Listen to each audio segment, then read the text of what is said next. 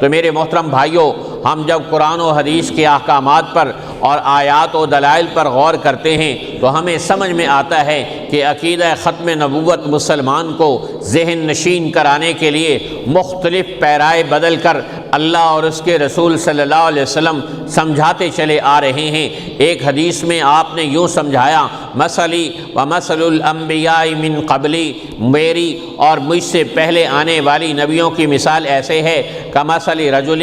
بنا بیتا واجملہ واحسنہ، کہ جیسے ایک آدمی خوبصورت گھر بناتا ہے اور جو بھی اس کو دیکھتا ہے دم بخود رہ جاتا ہے اور کہتا ہے واہ کیا پیارا گھر ہے، لیکن اس میں ایک اینٹ کی جگہ خالی ہے اور وہ آدمی دیکھ کر مبہوت ہوتا ہے، پھر حیرت زدہ ہو کر کہتا ہے اے کاش یہ اینٹ بھی لگا دی جاتی تو اس محل کو 4 چاند لگ جاتے۔ آپ نے فرمایا سنو، یہ انبیاء کا محل ہے اور میں اس محل کی یہ آخری اینٹ ہوں۔